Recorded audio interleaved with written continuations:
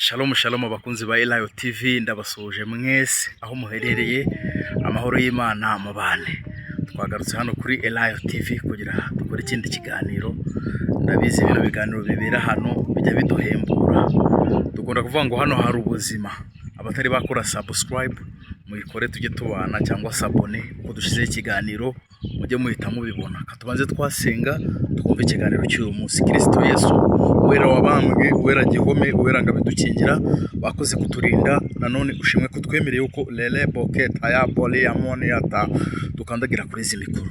Imbaraga zawe nizibane natwe, mwuka wera natuyobore, ibyo ushaka ari byo biba mu izina rya Kristo Yesu. Kandi iki kiganiro giherekeresha umwuka wawe wera, kizakuzanira iminyago kandi cyongere gituma abantu bamenya ukuri. Urakoze ko de topes takotable ya monia takitazo venemos kuri kumwe natwe, nyakubaha Imana wabambwe Kristo, mu izina rya Yesu. Ibitavuga Imana byose biceceke, biduhungire kure mu izina rya Kristo Yesu, amen. Ushimwe wa Mana we, ushimwe wakoze bikomeye, ushimwe we, ushimwe wa Mana we, ushimwe wakoze bikomeye Mana we, amen. Nkunda kuririmbira Imana, kandi kuririmbira Imana harimo umuti. Dawidi yararimbaga abadayimoni bagahunga. Njya nibaza niba abaririmbyi, amakorari, abahanzi bari kuririmba imyuka mibi kava mu bantu, cyangwa abantu bagakizwa. Katwihute, ejo twakoze ikiganiro ariko nticyarangira neza. Ikiganiro turi kuvuga ku nzozi, turi kuvuga ukuntu kurota wiga. Hari ukurota wiga ukabona uri muri interina, cyangwa kwiga utaha. Biba bivuga iki? Kurota wiga ukabona uri muri interina cyangwa wiga utaha, ibyo bintu biba bishatse kuvuga iki? Ibyo nibyo tugiye kuganira mu ncamake y'ubirose biba bishatse. Ubundi kurota wiga rero, Imana hari ibintu ibiri kukwigisha mu buryo bwo mu mwuka. Iri kukwigisha gusoma ijambo ry'Imana, kwera imbuto zikwiriye abihanye, ibintu bitandukanye, kwiyiriza ubusa, warakijijwe ikakwigisha. Hari abantu bahura n'ishuri ry'inzara, mbese ni ukuvuga uri kwiga ibintu byinshi bitandukanye byo mu mwuka, kugira Imana irebe ko wahamije neza, kutazayica inyuma, kuzagendera mu nzira zayo ukiranuka. Ni utuntu dutandukanye rero biri kugenda ikwigisha.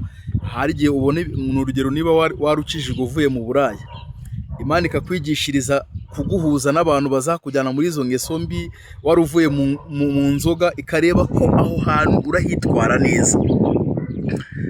Iyo uri kurota wiga rero, hari abantu baba bari kubambwira ati ngo narose niga imibare yananiye. Ntabwo aho buri gutsindwa, ntabwo buri kubikora ntabwo buri kubikora neza. Noneho hari abandi ukabona wimutse, wavuye mu mwaka umwe wageze mu wundi. Noneho hari n'urota ariko akumva nk'ijwi ramubwiye ati nge uzajya wiga ariko uri muri interina. Murabizi kwiga uri muri interina, iyo umunyeshuri yiga ari muri interina abona uburyo akurikirana amasomo ye neza. Ako ni akambere, yari muri interina. Noneho iyo uri muri interina rero ubona uburyo ukurikirana amasomo yawe neza.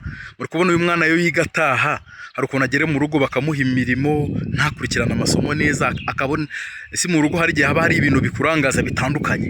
Imana ikubwiye rero ngo uzajya wiga uri muri interina, nicyo mbese bigushiremo imiyaga kugira Ernesto Kesta Pocket Abodemonia amasomo uyakurikirane neza.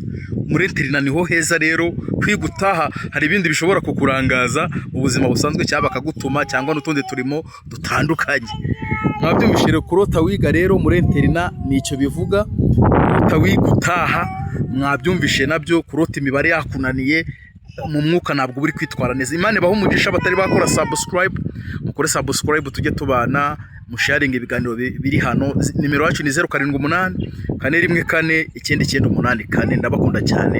Shalom shalom, amen amen.